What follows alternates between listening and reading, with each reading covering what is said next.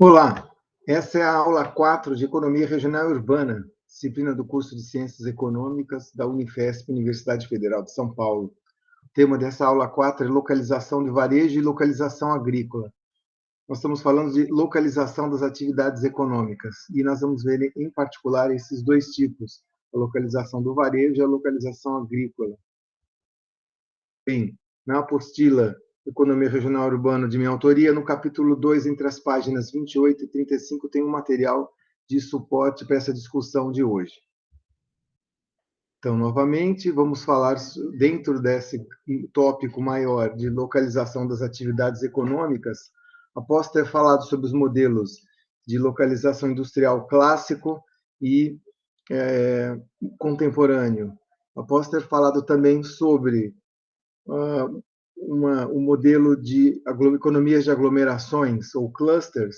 Agora nós vamos falar sobre esses outros dois modelos importantes, dois padrões de localização diferentes, que um deles é o de localização do varejo, o famoso modelo de áreas de mercado, e depois o modelo de localização agrícola das curvas BidRange. Vamos falar sobre isso também mais lá para o final. Olhando esse mapa da cidade de São Paulo, a gente mostra alguns dos locais marcados com esses pontos verdes de cinemas, onde existem cinemas na cidade de São Paulo. E você vê aí ao longo dos eixos, essas linhas. São Paulo, o município de São Paulo está pintado em branco, a divisa São Paulo com os outros municípios aqui em esse vermelho meio marrom, e as principais vias estão marcadas em preto aqui, como aqui as marginais, Marginal Tietê, Marginal Pinheiros, Avenida dos Bandeirantes, etc. E esses pontos verdes são os principais cinemas da cidade. Note que, ao invés de estar aglomerado em um ponto da cidade, como talvez o modelo da aula passada, da aula 3, prevista, né, aglomerações, né, eles estão de fato dispersos, estão espalhados, né? Então você vê cinemas aqui nessa parte do centro da zona sul da cidade, mas também alguns na zona oeste, na zona norte e na zona leste. Então é como se tivesse um padrão de dispersão, ou seja, ao invés de estarem aglomerados numa determinada região da cidade para aproveitarem daquelas economias de aglomeração mencionadas na aula passada, eles estão espalhados, dispersos pela cidade, de fato. Então, é um outro padrão de localização dessa atividade econômica, no caso, varejo, né? O cinema seria isso. Como explicar, como entender isso? Também, quando você observa o padrão do espalhamento dos shopping centers de São Paulo, né? Que vendem basicamente produtos em geral, né? E tem também praças de alimentação, muitos deles têm cinemas também dentro deles, né? Então, também a gente observa um padrão de dispersão ao longo da cidade, não aglomeração. E estádios de futebol também, a gente vê aqui o glorioso Morumbi, aqui embaixo, verde. Depois a gente vê alguns estádios de menor importância, mas também que fazem parte da cidade, que nem esse aqui na Zona Leste, em Itaquera. Esse aqui, que é o estádio daquele time verde lá, que eu esqueci o nome, propositalmente, brincando. E outros estádios, como o Estádio da Portuguesa. Enfim, os estádios também parecem ter um padrão de dispersão ao longo da cidade de São Paulo. Livrarias também, embora possa parecer que aqui estão aglomeradas, na verdade é porque existem um número maior de livrarias nessa região central e da Zona Sul, mas você também vê um padrão de dispersão. E, finalmente, escolas municipais elas não estão agrupadas ou aglomeradas em alguma região da cidade, mas também dispersas ou espalhadas pela cidade. E também as faculdades, que são as faculdades, né, de universidades de terceiro grau, também apresentam um padrão de dispersão. E mesmo, finalmente, por ponto de vista de gestão da cidade de São Paulo, você observa suas administrações regionais, né? Também a gente vê um padrão disperso, não está tudo aglomerado num lugar da cidade. Como explicar, então, delegacias de polícia também espalhadas pela cidade? Como explicar, então, esse é o objetivo dessa primeira parte da aula, como explicar padrões dispersos, né?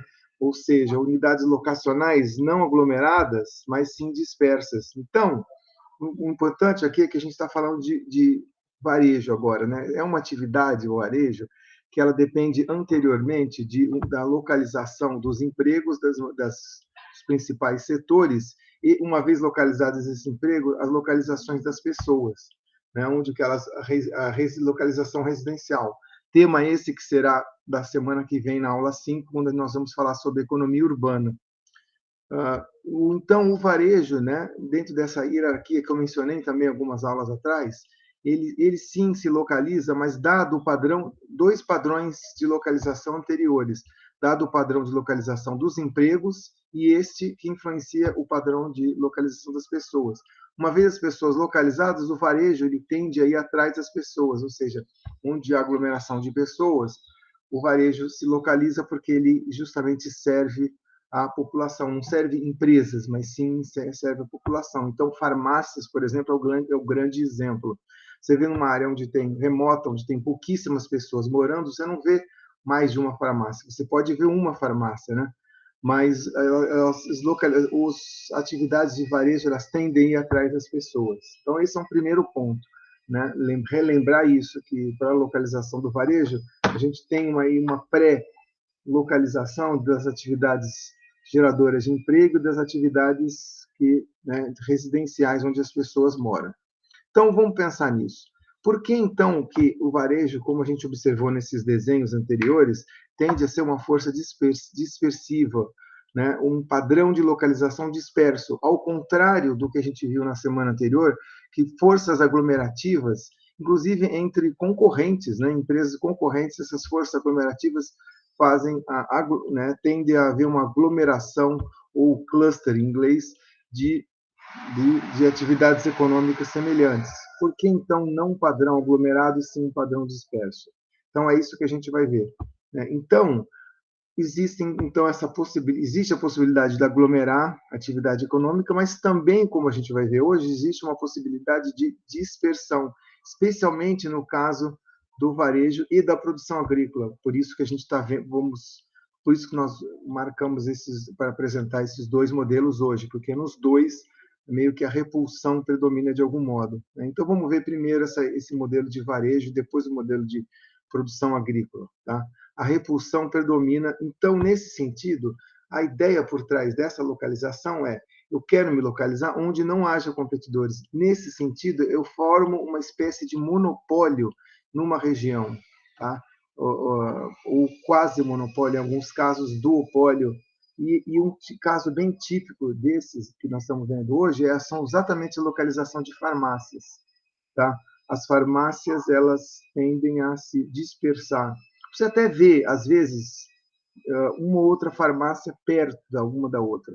Inclusive aqui no bairro que eu moro, na Ponta da Praia, em Santos, tem um pedaço ali que tem duas farmácias perto uma da outra. Eu estava pensando, mas como duas, sendo que o padrão de dispersão, né, é que tende a dominar. Então, em geral, é um só que forma uma espécie de monopólio local, monopólio geográfico, às vezes duopólio, como quando tem mais gente, né, uma localização mais aglomerada, você pode ver, às vezes, dois concorrentes, mas o padrão geral é um padrão de repulsão, um padrão de dispersão, ou seja, um competidor vai tentar entrar numa área que não tem ninguém para formar aquele monopólio.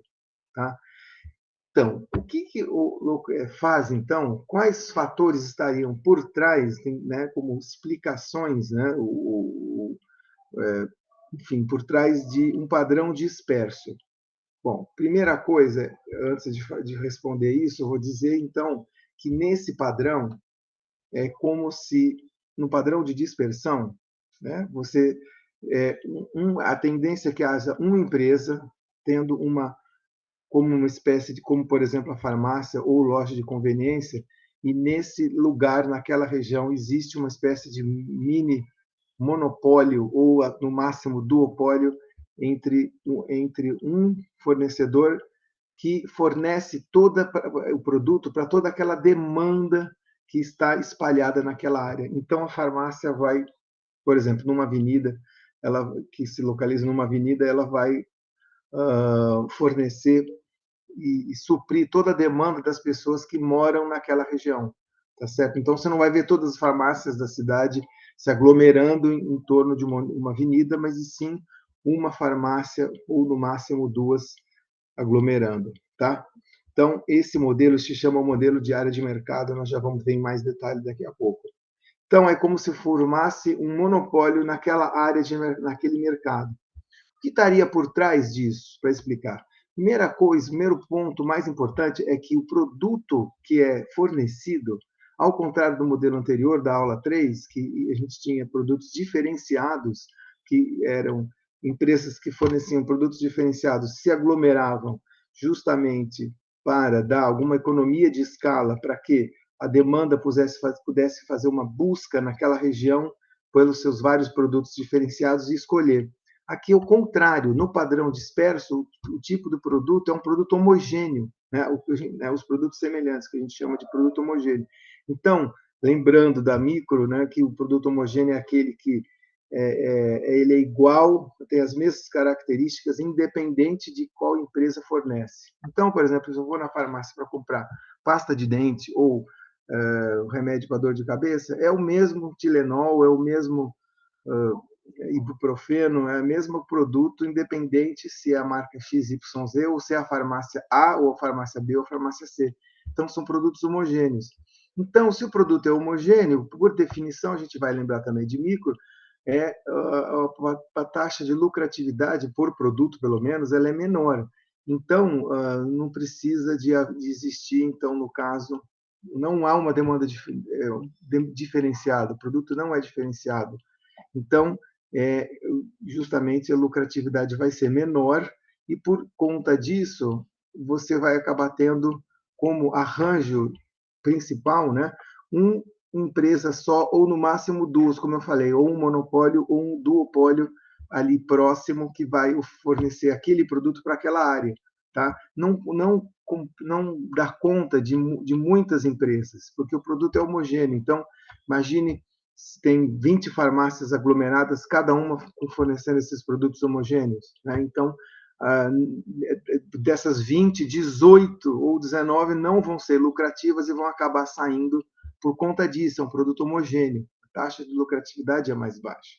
Então, por conta disso, também associado a isso, vão existir baixas economias de escala. Não é um produto que, como os automóveis diferenciados, automóveis de luxo, por exemplo, que vai fazer com que você tenha uma economia de escala suficiente, né, para aglomerar ali e fazer com que, enfim, a demanda seja maior. Então, o que acontece é que o produto não homogêneo vai implicar em baixas economias de escala, e aí baixa economia de escala não vai ter muitas empresas que vão realmente aglomerar. Então, a ideia, de novo, do monopólio ou, no máximo, um duopólio prevalece aqui. Tá certo? Ou também atividades orientadas para insumos locais dispersos, tá? Como, por exemplo, aí já é mais para pôr um exemplo melhor aí, talvez seja a atividade agrícola, né?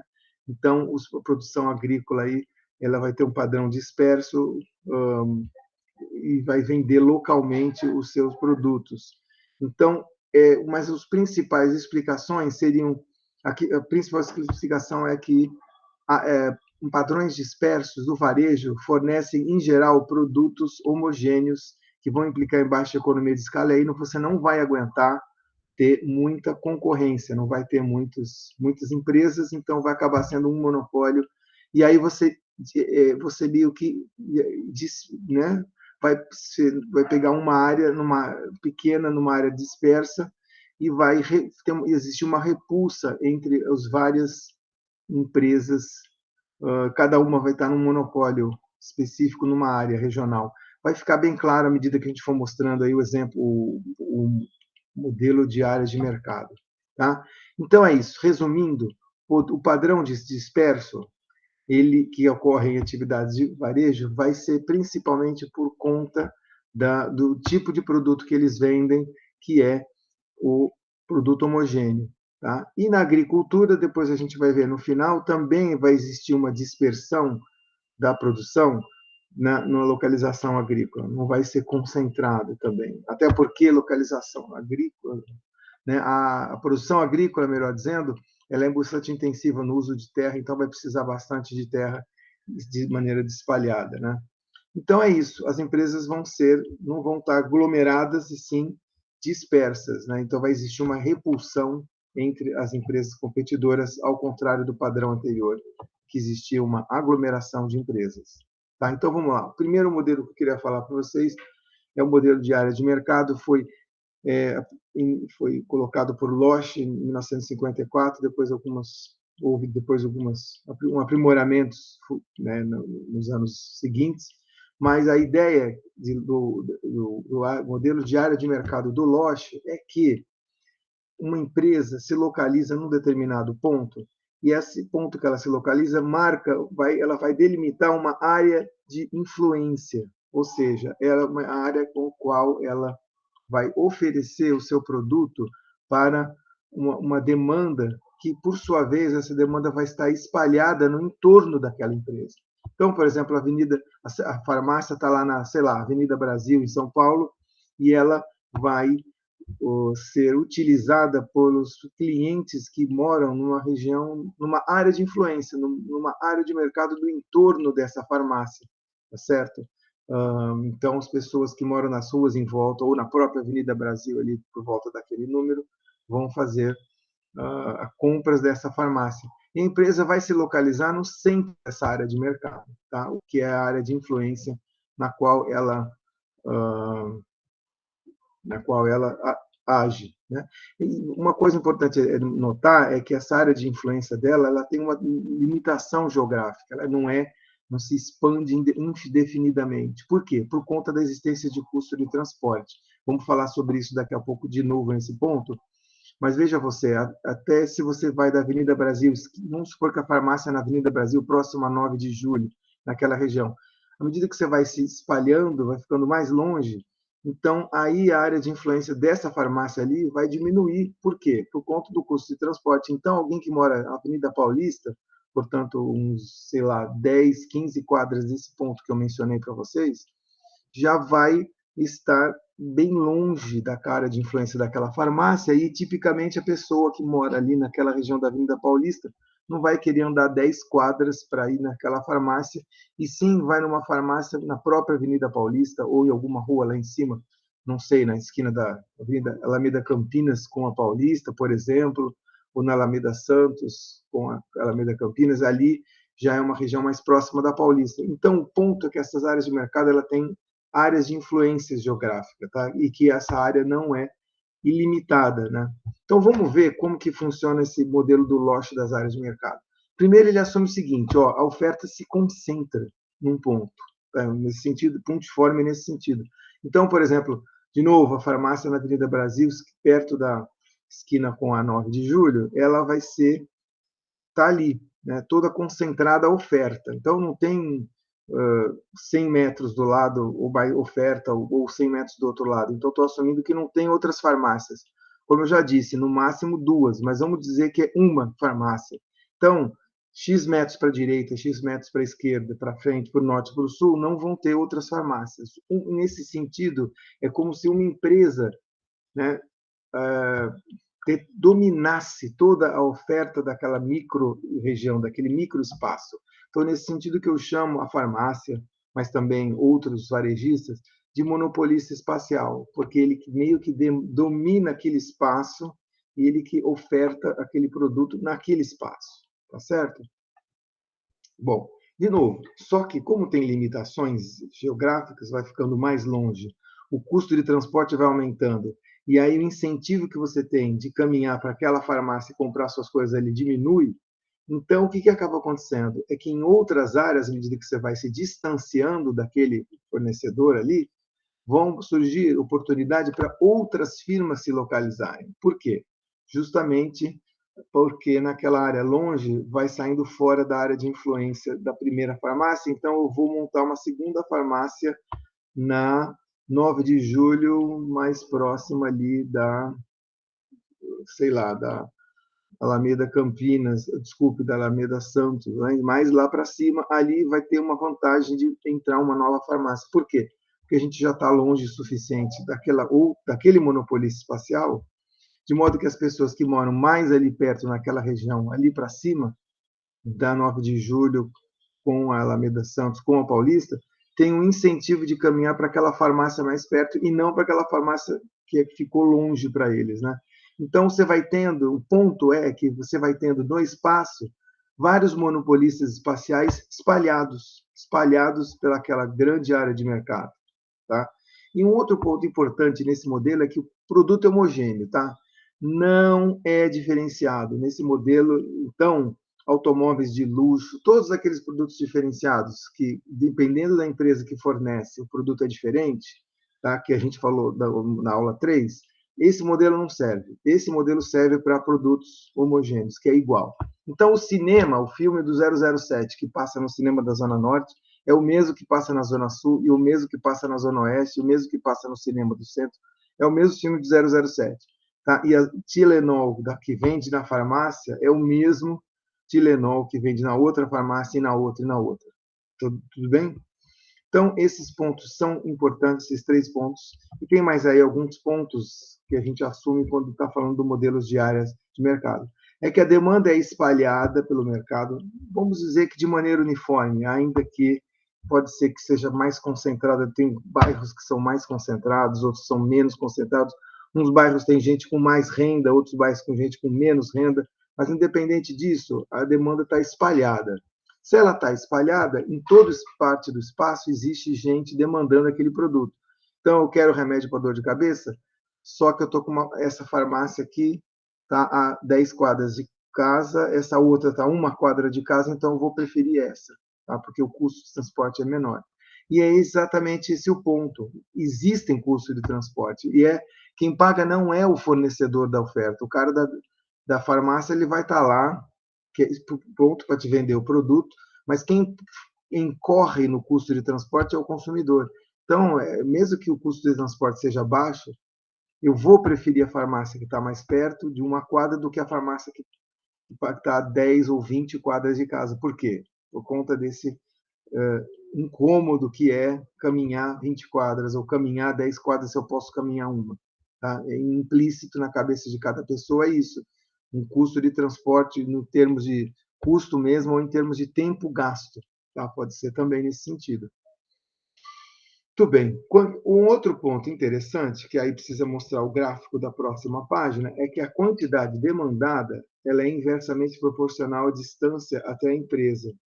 Nesse sentido, isso tem a ver com a existência do custo de transporte. Tá? Então, deixa eu só ir lá no slide seguinte e eu já volto aqui. Então, vamos supor que a farmácia está no ponto O. No ponto O. Então, é como se eu falasse que as pessoas que estão nessa região, a 0 quilômetros ou 0 metros da farmácia, vai ter uma demanda maior. Por quê? Porque é só atravessar a rua. Só atravessar ali já estou na farmácia. Então, eu teria uma demanda Q2. Tá? Agora, se eu tiver a D1 metros, sei lá, 300 metros, o que o modelo assume é que já vai ter uma demanda menor. Mas espera aí, como assim? As pessoas que estão a 300 metros também precisam de Tilenol ir lá na farmácia. Sim, mas ele assume que vai ser um pouquinho menor, porque eu estou meio que descontando aquele incômodo de caminhar os 300 metros. Eu estou descontando aqueles 5 minutos para ir na farmácia. Então, eu estou a 300 metros, a demanda é um pouquinho menor. Tá? Por quê? Porque tem um pouquinho de custo de transporte. E se eu morar agora a 1 quilômetro da não, vai, 800 metros, 500 metros da farmácia, D0. Aí eu vou caminhar, mas é um pouco mais custoso. Por quê? Porque eu tenho que andar tudo isso até a farmácia, então teria uma demanda um pouco menor, descontada o custo de transporte. E aí, chega nesse ponto D2 que eu queria mostrar para vocês, olha o que acontece. D2 é longe, mas é longe da farmácia, que o cara começa a falar, putz, andar 1 quilômetro até aquela Benedetta farmácia ali, está longe. Então, vou ver se tem uma farmácia mais perto. Aí você anda para a direita aqui, ou para frente, ou para baixo, e você encontra uma farmácia a 100 metros. Então, aqui acontece com a demanda para esta farmácia aqui, 0, exatamente por conta disso. O custo de transporte é tal que zera a demanda para aquela farmácia. Então, e vai ter incentivo para eu procurar outras farmácias. E é exatamente por esse motivo que as farmácias, todos esses produtos de padrões dispersos têm esse padrão, porque chega uma hora e começa a ficar longe demais. Então, vamos supor, eu moro na Zona Sul. Aí eu ouvi dizer, então, na Zona Sul está passando o filme do 007. Aí tem lá, se eu gostaria de assistir o 007 na Zona Norte, mas eu teria que atravessar a cidade inteirinho, sendo que tem o mesmo serviço, o filme, assistir o filme, no cinema da Zona Sul. Então, o custo fica meio proibitivo para um produto homogêneo, que é o mesmo, tá? Entendeu? Esse que é o ponto.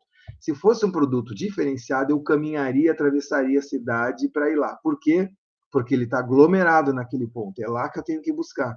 Mas aqui não, aqui ele está disperso. Tem vários cinemas espalhados. Então, ao invés de caminhar a cidade inteira para assistir o filme, eu vou só aqui pertinho e vou assistir o 007 no meu bairro mesmo. E aqui é a mesma coisa a questão da farmácia. Chega um ponto D2 que não compensa eu caminhar até aquela farmácia ali. Então, por quê? Porque começa a ficar longe demais e aí eu vou achar o serviço ou o produto mais perto, indo para outra direção. Tá? Então, não compensa. E é por isso que a curva, a gente assume isso, que a quantidade vai caindo aos poucos. Porque é isso, quanto mais longe da farmácia, menor o incentivo de eu ir naquela farmácia. Por quê? Porque tem um custo de transporte, tem um incômodo de eu perder, sei lá, 5 minutos, se eu estiver aqui, ou 20 minutos se eu estiver aqui, ou 1 hora caminhando até uma farmácia. Tá? Se só tem uma farmácia, não tem mais nenhuma, aí o jeito é fazer isso, caminhar esse 1 quilômetro, 1 hora.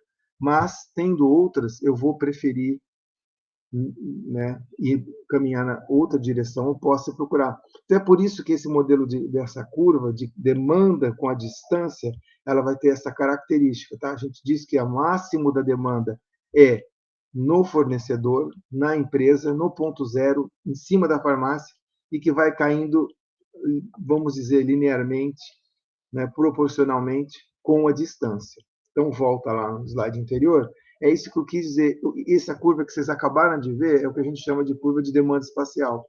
Quanto que nós temos, qual é a demanda pelo espaço. Então, em cima da empresa, é o máximo de demanda. E à medida que você vai se, né, distanciando da empresa, que está lá naquele ciclo, naquele ponto zero, quanto mais você vai se distanciando, mais a demanda vai caindo. A gente assume também que as pessoas têm mais ou menos a mesma demanda. Ou seja, eu compro aí um pouco, sei lá, cada 2 meses eu compro um vidrinho de Tilenol, e você também, e a outra pessoa também. Não é bem assim, né? Mas na média é mais ou menos assim. A gente consegue fazer uma média, uma demanda média para cada consumidor, por Tilenol, por filmes do 007, por andadas ao shopping, enfim, todos esses produtos de padrão de dispersão. Beleza? Deu para entender mais ou menos a ideia? Então, a gente assume essas 7 coisas, tá? Oferta concentrada, cada uma empresa no centro da área de mercado, produto homogêneo, importantíssimo essa premissa, demanda espalhada, existem custos de transporte, a curva espacial determina a demanda ao longo da distância, e todos têm a mesma, mais ou menos a mesma demanda. Beleza, então isso aqui é a curva de demanda espacial que eu mencionei para vocês. Então, se vocês somarem aqui essa área aqui, a curva debaixo dessa, a área debaixo da curva, vai dar o que? A demanda total pelo produto, a demanda das pessoas que moram do lado da farmácia, as pessoas que moram a 200, 100 metros da farmácia, as pessoas que moram a 500 metros da farmácia e as pessoas que moram a 1 quilômetro da farmácia. Tá? A demanda somou tudo isso. Quanto mais densa, por exemplo, sei lá, aqueles bairros da Zona Sul ali, perto da Paulista com a Avenida Brasil, 9 de Julho, aquele ali é bem denso, né? Tem muito prédio, tem muita gente que mora ali. É um pouco diferente da demanda num bairro como, sei lá, Vila Prudente, na Zona Leste, ou Butantã, na Zona Oeste, né? Cada área vai ter um pouco diferente a densidade populacional. Mas o que está debaixo da área da curva é a demanda total. Bom, então, se vocês entenderam bem essa curva de demanda espacial, de que a demanda é proporcional, inversamente proporcional à distância, então, olha o que a gente faz. Pega essa curva aqui, que vocês estão vendo, dá uma rodada com ela no espaço, roda assim, ó. Roda assim, em torno do eixo zero, dá uma rodada com essa curva aqui, e olha o que vai acontecer. Você vai aparecer uma curva igual a essa aqui. Agora nós estamos fazendo em 3 dimensões, não mais em duas. Eu peguei a curva de demanda espacial e rodei no espaço, né? Fiz nem a gente fazia com compasso lá na escola, lembra? Pegava o compasso, girava assim. Então, fiz a mesma coisa. E com o D, que é a distância máxima, voltando aqui no slide D, isso aqui, é o D2, tá? É o ponto onde, a partir daqui, não tem mais demanda. Então, vamos lá. Então, aí, fazendo isso, rodando, dá um círculo, uma bolinha. E essa bolinha, esse círculo bonitinho que vocês estão vendo aqui, é a famosa área de mercado. Então, se a farmácia ou o varejo em geral está localizado aqui, ó, onde eu estou mostrando, se ele está localizado aqui, esse círculo é a área de mercado daquela farmácia. Então, o que significa isso efetivamente? Que se você está aqui do lado, onde eu estou mostrando aqui agora, nesse D, aqui não tem mais demanda para essa farmácia. Por quê? Ficou longe demais. Eu não vou caminhar 1 hora para ir na farmácia. Posso até caminhar, 40 minutos no máximo, suando, meia hora, 15 minutos, 1 minuto. Isso eu caminho. Agora, 1 hora para uma farmácia, não dá, né? Na cidade como São Paulo, não dá.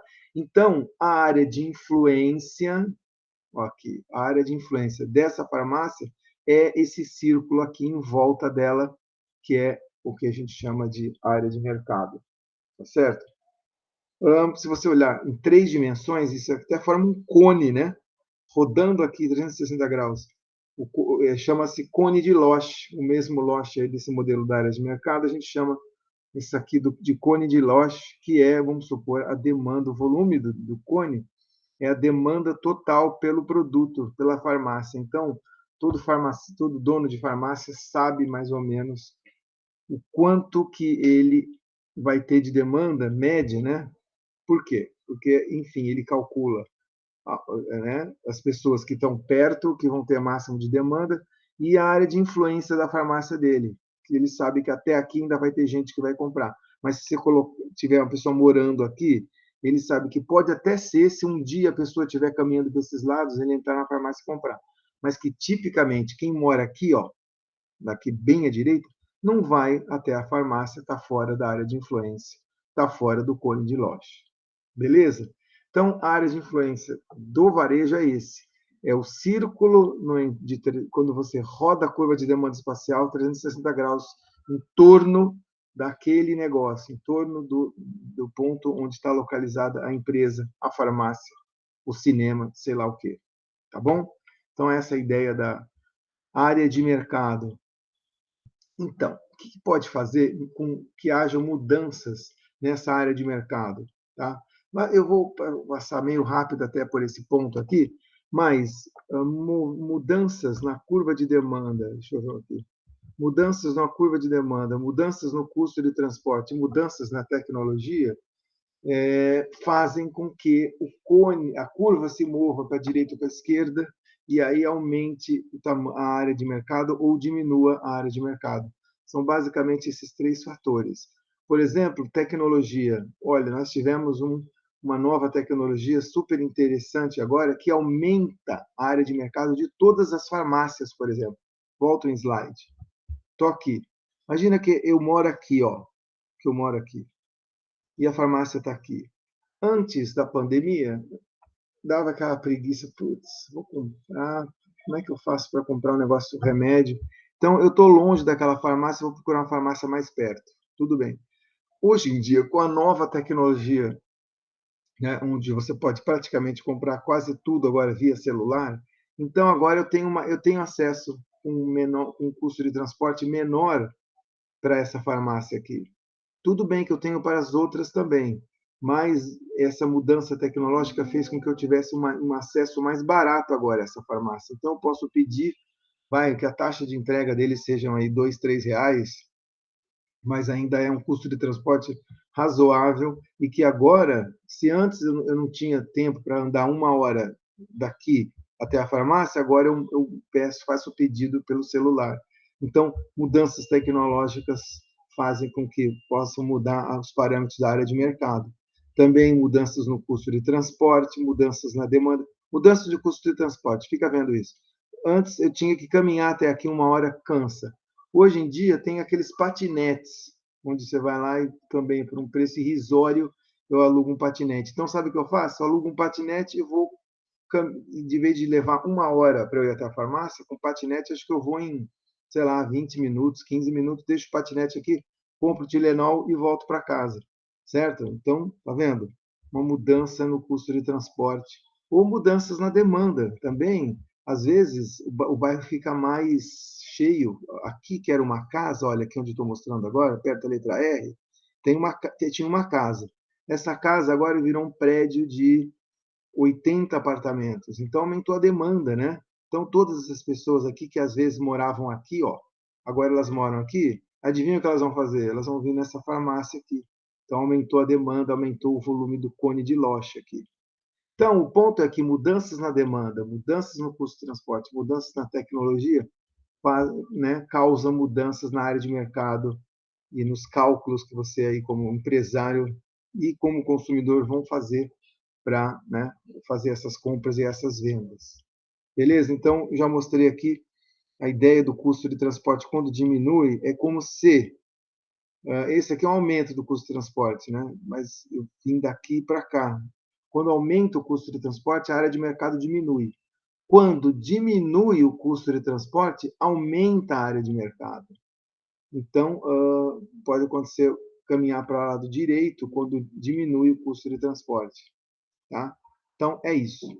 A determinação do preço do monopólio espacial, vocês lembram de micro que o preço, quando você é um monopolista, o preço vai ser tal que quando você iguala o custo marginal com a receita marginal, né? O P vezes Q. Então, o P é o P ótimo vezes uma quantidade ótima. Então, só que o Q e o preço ele tem a ver com o Q, PQ, receita igual ao custo, né? Só que isso daí tem a ver com a distância, tem a ver com a distância também. Então, olha, o P dá esse Q aqui. P vezes Q, a receita marginal está aqui. E o custo marginal está aqui. Isso vai determinar esse P. Eu quero saber o P, né? O P vezes o Q. O P vezes Q, como vocês sabem, é MR, receita marginal.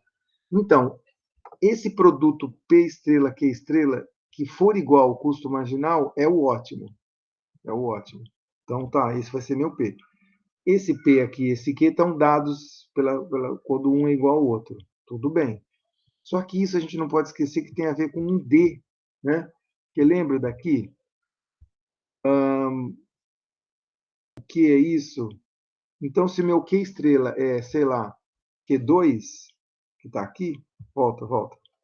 Se o meu Q estrela é Q1, então Q1 vezes o preço é necessariamente o que dá essa distância, o tamanho da área de mercado.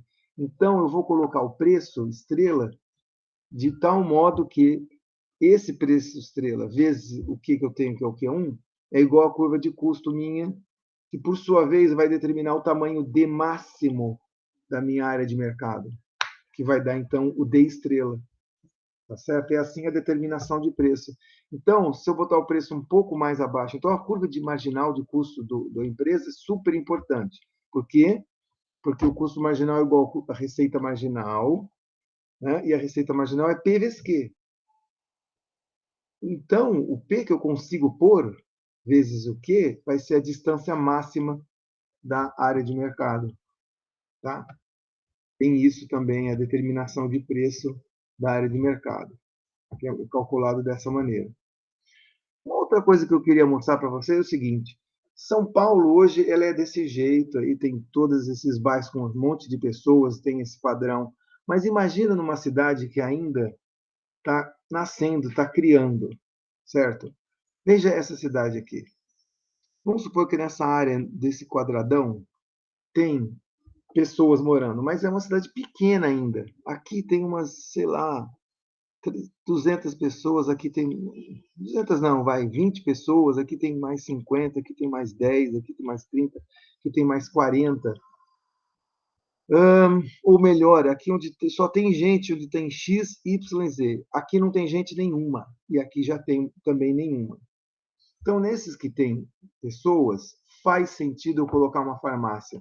Então, vem aí um cidadão aí, monta a farmácia X, que vai, por si, vai determinar uma área de mercado dela, para essas 30 pessoas que moram no bairro, tá bom? Então, não vai ter outra farmácia aqui. O que acontece também? Imagina que nessa mesma cidade aqui tem 40 pessoas, elas também não vão até o Rio X porque é muito longe.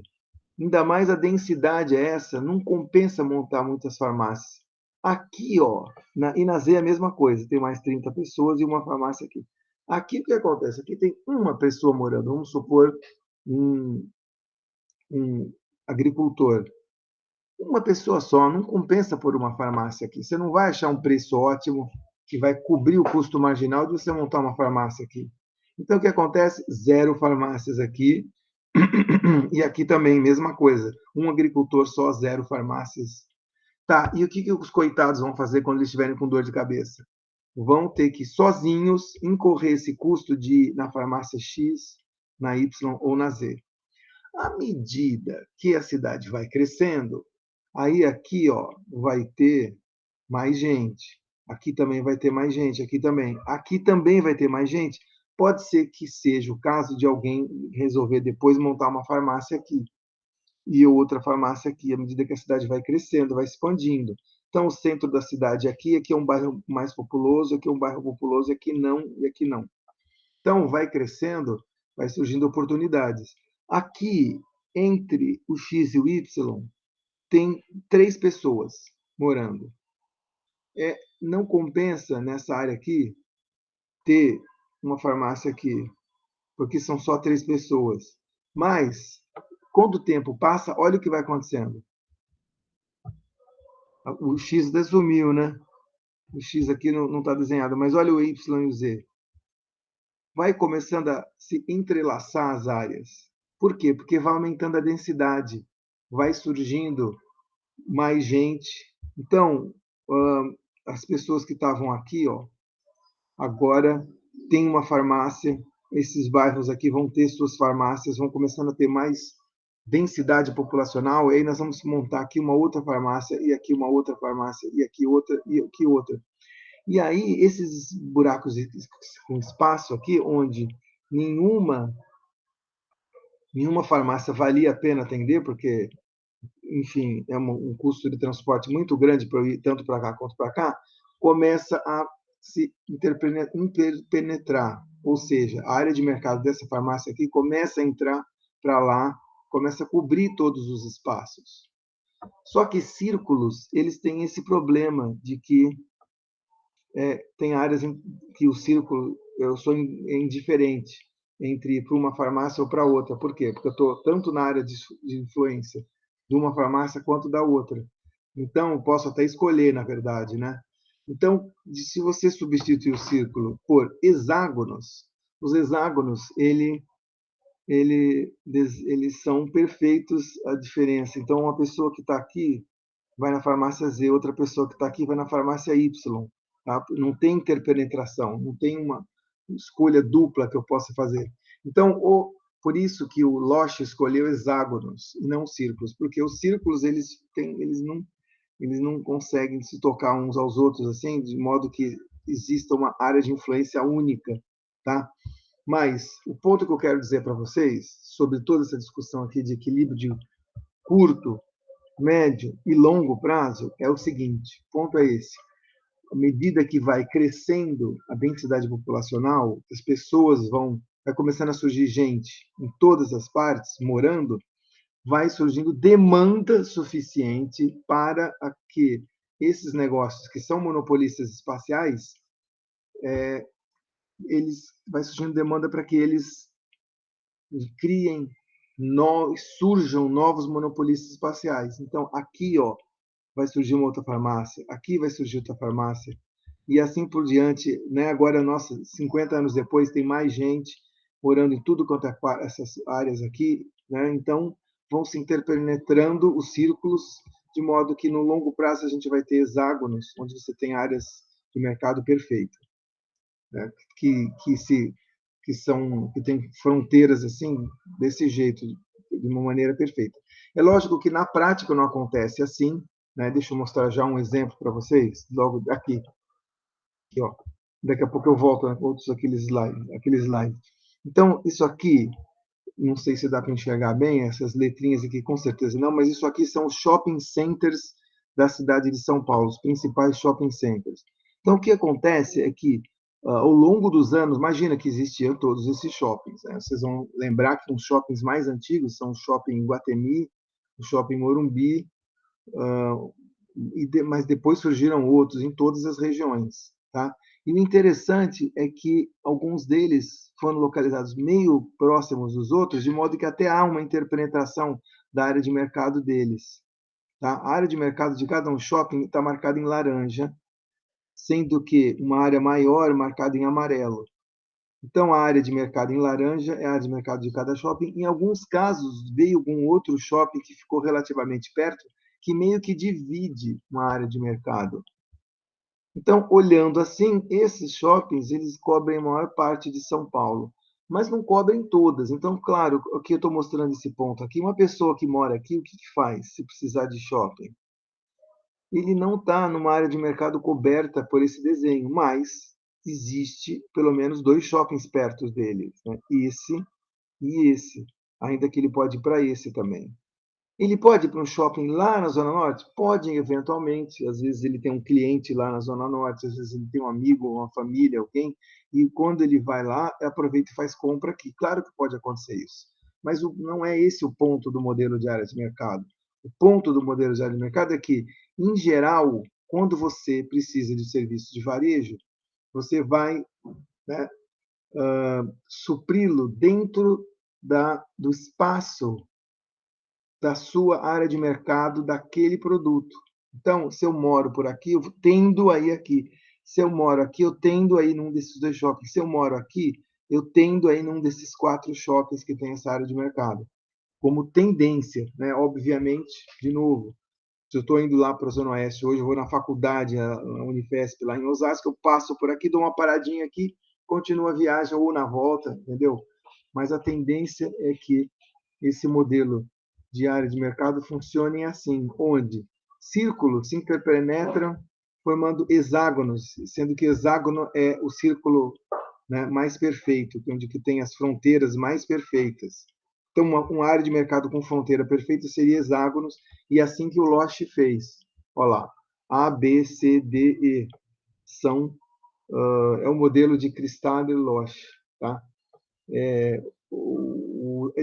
Então, eu comecei aqui, o produto, quando tinha pouca gente, depois começou a surgir pessoas nessas áreas aqui, aí surgiu demanda para outras farmácias, depois eu fui para C, numa situação de mais densidade, e D, uma situação de mais densidade ainda, né? A ideia é que formam isso, e se círculos se interpenetram, o desenho perfeito, que não há interpenetração de áreas de mercado, é os hexágonos. Então, eu posso usar os hexágonos para mostrar um modelo perfeito, ou mesmo utilizar os círculos para entender essa ideia das áreas de mercado, né? Então, de novo, né, e mostrando aqui para vocês essa ideia, independente se eu vou usar hexágonos ou círculos para mostrar a área de mercado, né, o ponto é que para produtos, né, típicos do varejo, o padrão de dispersão geográfica desses fornecedores desses produtos e serviços de varejo é tal que existe uma repulsão ou né, um espalhamento desses fornecedores e não uma aglomeração. Por quê? Porque eu estou fornecendo produtos homogêneos, né, que não compensa aí o custo, não vai formar grandes economias de escala, né? Então, eu tendo a ter monopolistas espaciais. Alguns shoppings aqui, outro aqui, outro aqui, outro aqui, espalhado pela grande área e não concentrados. Tá? Se você quiser entender padrões concentrados e clusters, olhe o material da aula 3, tem aqueles 2 motivos lá, né, que fazem com que empresas se clusterizem quando são produtos diferenciados. Um fator de oferta e um fator de demanda. Volte lá e dê uma olhada, mas aqui são os padrões de dispersão, né? Então, o varejo funciona assim. É isso. Esse é o modelo de áreas de mercado. Os principais resultados do modelo de área de mercado é isso. Há uma tendência dos consumidores irem procurar produtos, se são produtos de varejo, né? Procurar esses produtos naquele lugar que é o mais próximo a ele, tá? Porque vai incorrer um menor custo de transporte, e como o produto é homogêneo, eu não posso incorrer grandes custos de transporte de jeito nenhum.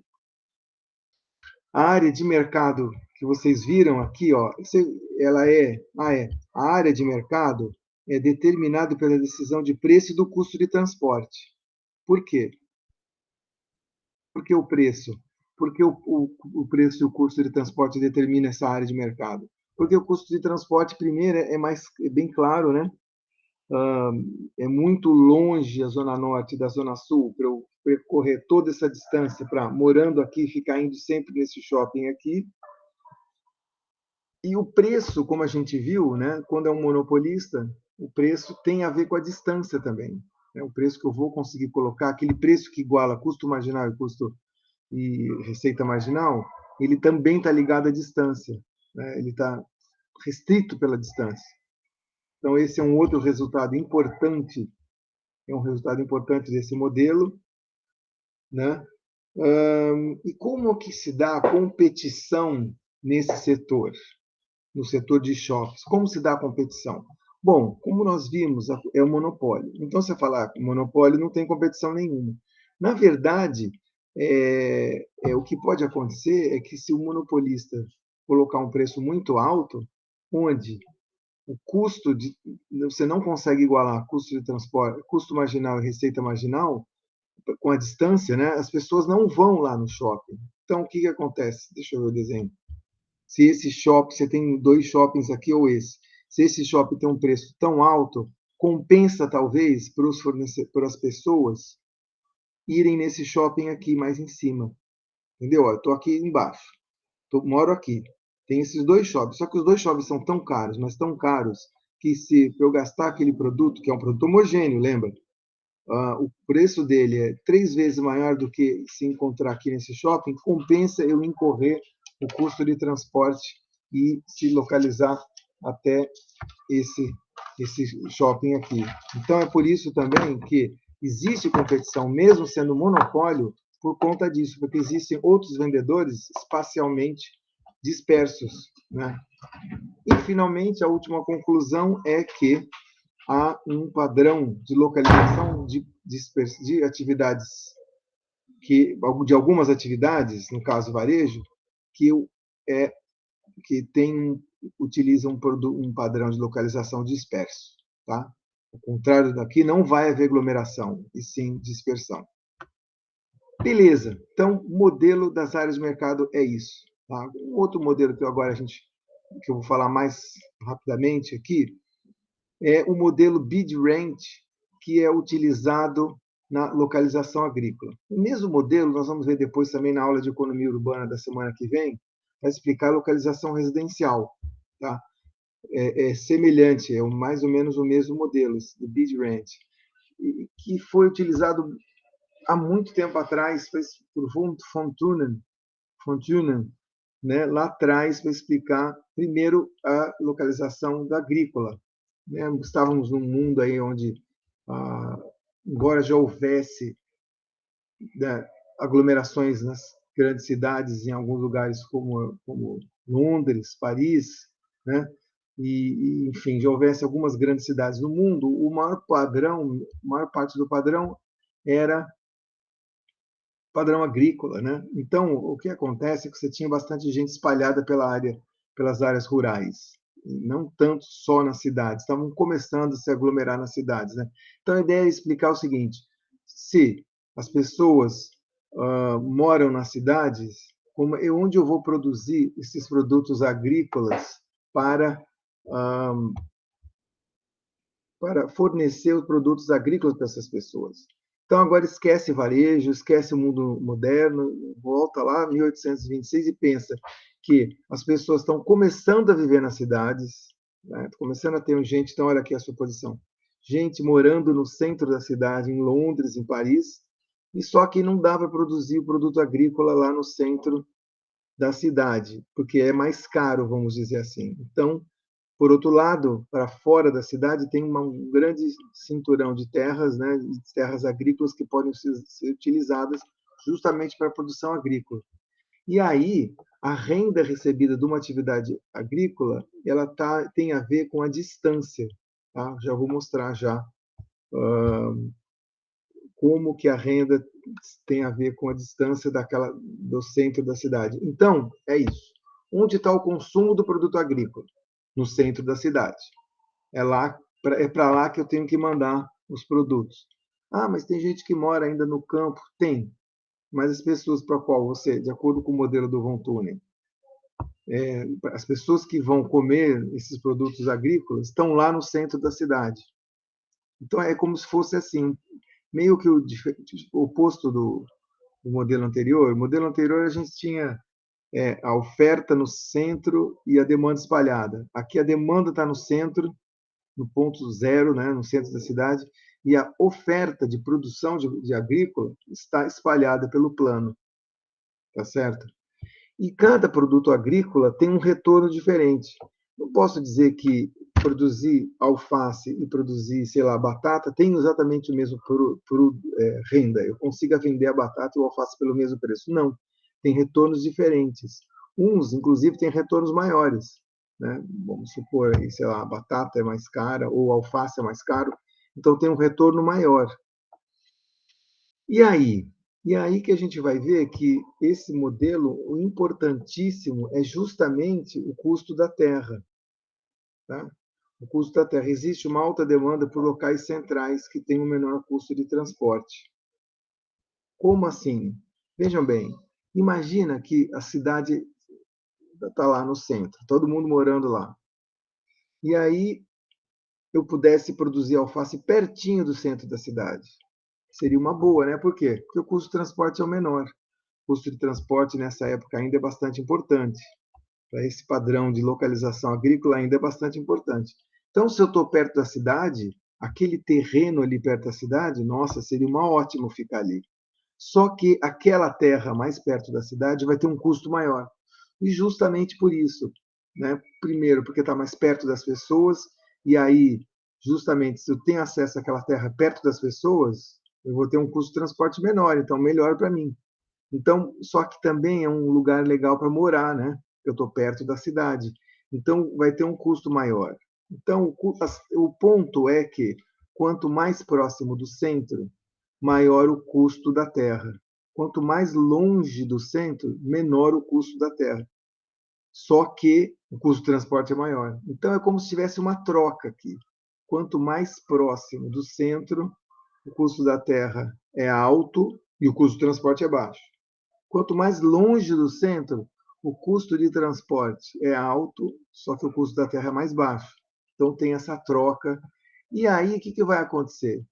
Vai acontecer que eu tenho que colocar um olho nessa renda aqui, essa renda que vai determinar quanto que eu recebo, onde vai produzir as atividades agrícolas, porque vai, né, dependendo do quanto eu recebo, eu vou ficar perto ou longe da cidade. Então vejamos o modelo. Beleza. Vai seguindo aqui comigo. Esse gráfico mostra a renda por metro quadrado e versus a distância. Então, aqui, ó, nesse ponto zero aqui, é a cidade, é o centro da cidade. Então, aí, seja o alface tem essa curva e a batata tem essa curva. O alface tem essa curva significa que essa é a renda que o produtor de alface recebe com a distância.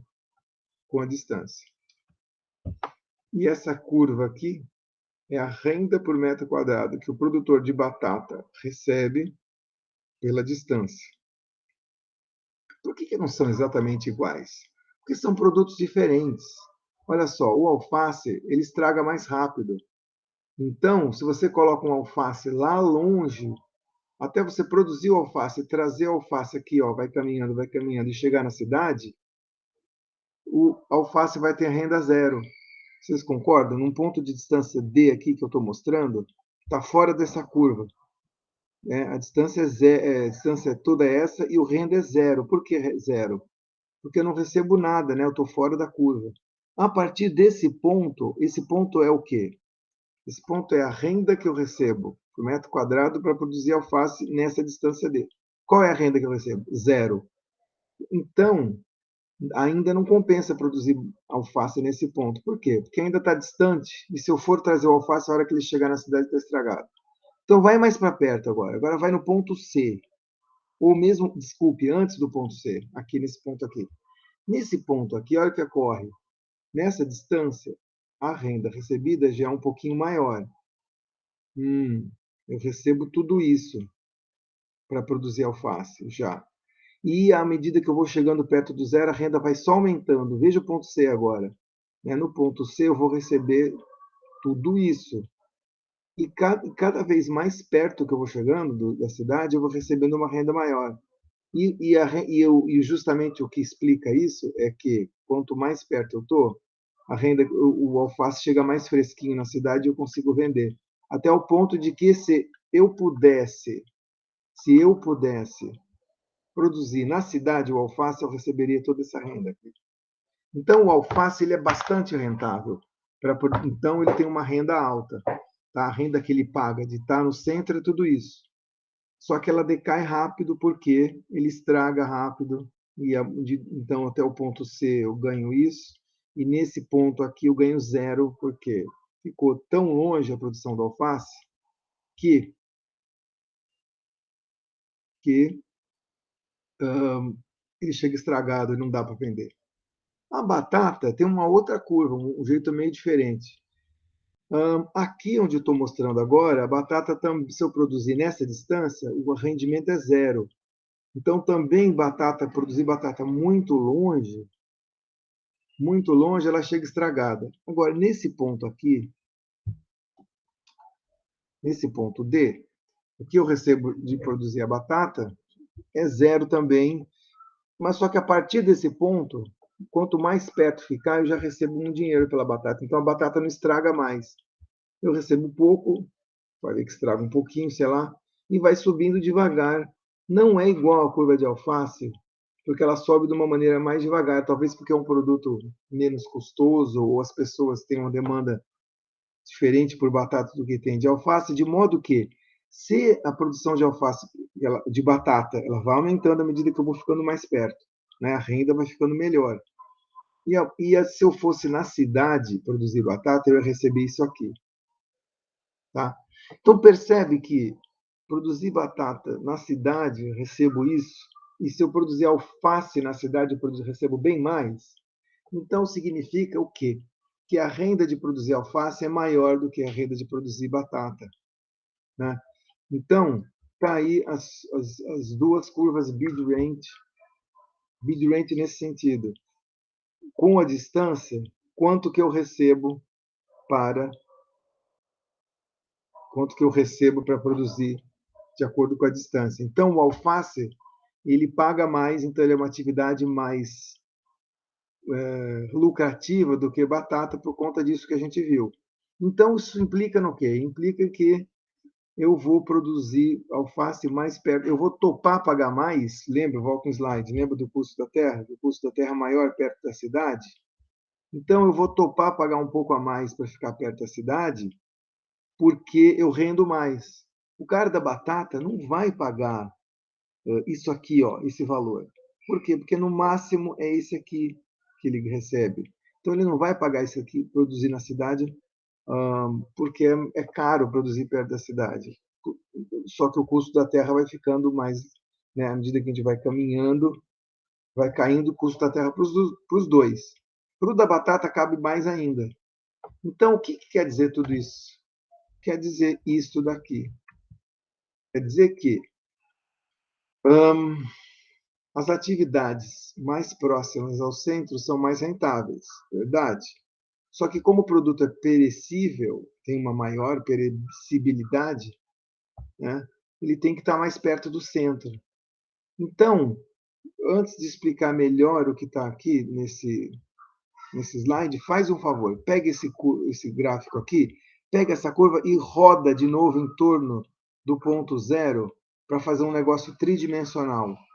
Tá? Então, pega essa curva, as duas curvas, e roda em torno do ponto zero, olha o que vai acontecer. Então, aqui é a curva da alface, aqui é a curva da batata. Então, olha o que acontece. E eu vou rodar. Tá, no ponto zero, o retorno da batata é esse. No ponto zero, o retorno do alface é esse. Se o retorno é maior do alface, o que eu vou produzir? Batata ou alface?